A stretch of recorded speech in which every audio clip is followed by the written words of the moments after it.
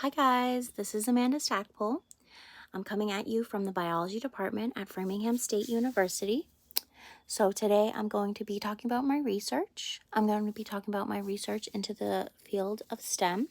More specifically, I'm going to be talking about women in the field. I'm going to be talking about kind of the issues they faced. I'm also going to be talking about kind of solutions we can take towards ensuring these issues don't really happen anymore. So first, I kind of want to talk about why I'm interested in this research. So this isn't something, I just kind of picked because I had to pick something. It's always been something I have been interested in. I like the idea of ensuring that everyone has a fair, equal chance, and I like being able to come up with different ideas and solutions to ensure that this can happen. So actually, I did a big senior project in high school about how to get more women in non-traditional jobs as I was working in metal fabrication at that point. And so with this project, I was actually able to go to the Mass Girls in Trade Conference that happens every year in Massachusetts at the IBEW Local 103, where girls who go to trade schools come from all over Massachusetts, and we kind of can talk to them about, why it's a good idea to go into fields, kind of what they can look forward to, what to expect, kind of give them advice, help them kind of get through that kind of point in their life. And so this was awesome. I was able to present my data, my ideas in front of 600 girls and workers there. So I thought that was awesome. I think it's a great idea, and I think we should do that all the time for all these different fields where people are underrepresented.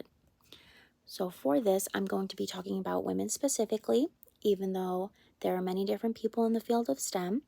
All of my research I have is geared towards women specifically and kind of the issues that they face themselves. So first, I kind of want to talk about the field of STEM itself.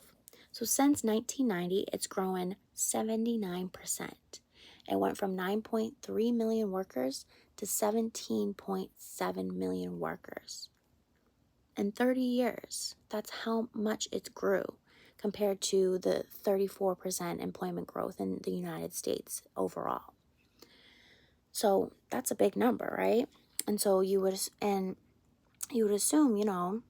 there's going to be fair equalness in all of the fields because 50% of all STEM workers are women. But unfortunately, that's not really how it works. So in the healthcare fields, actually, is where most of the percentage of women are working. I think this might have to be kind of contributed to society's idea of women are supposed to be the caretaker and stuff like that, which I don't agree with, but it happens a lot more often than you think. And I think plenty of women are amazing care workers and healthcare workers, and they are doing great every single day. But I feel like women should also have equal opportunities to be able to go into computer science if they want to, or engineering or the math fields. But unfortunately, that isn't really how it's been working. Actually, since 1990, the percentage of women in computer science industry has gone down from 32% to 25%. And so have actually grown in numbers in the computer science fields, but based on the percentages out of the total number of women in STEM, this has caused the percentage to go down. So what's kind of happening with that? We know computer science is kind of one of the more well-paying jobs in STEM, so it's kind of like what's going on there. So I believe to help this, we need to work on solutions towards advocating for women to be in these positions. I believe we need to have better hiring processes to do with the candidates. I think it should be kind of a blind draw kind of idea where you don't really know the gender of the candidate until, you've kind of looked and seen their resume, kind of talked about them, and because it's kind of some way you're going to expect bias in a lot of these fields. And kind of in general, bias is always going to be there. It's not a bad thing, but in instances where it's stopping women from furthering their careers, it is a bad thing. So I think being able to advocate for having more women in these positions and having more women in higher positions will not only ensure a more increase of women interested in this field, there will be more women to serve as inspiration and role models for everybody.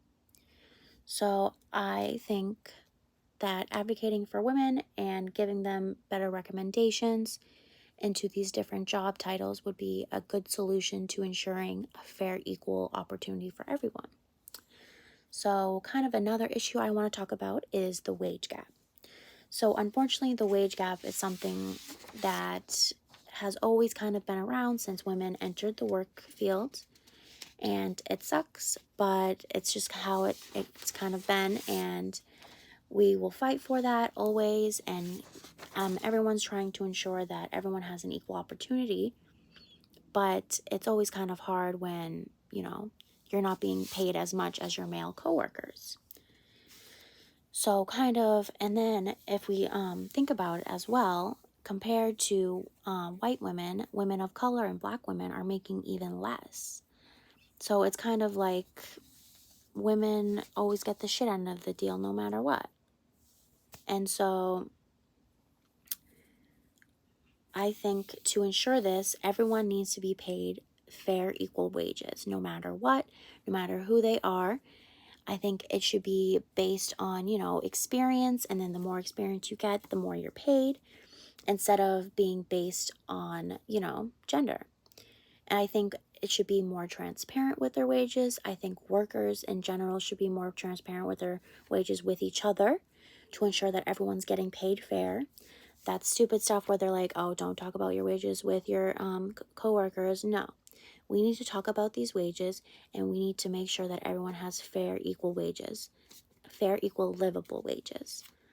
And so to ensure this, we need to advocate more for the gender wage. We need to go and we need to make sure everyone is getting paid fairly.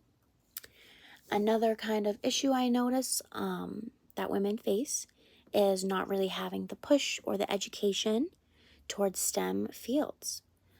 So growing up, you really don't see pushing them towards women in STEM. Definitely the past few years, I have been seeing, girls coding and all this other stuff and toys geared towards kids to, be interested in STEM no matter their gender. And I think that's awesome. And I think to further help students have a better chance and more interest in STEM, we need to advocate for a free, universal education for every student out there. Every child deserves to have the same education as the next child.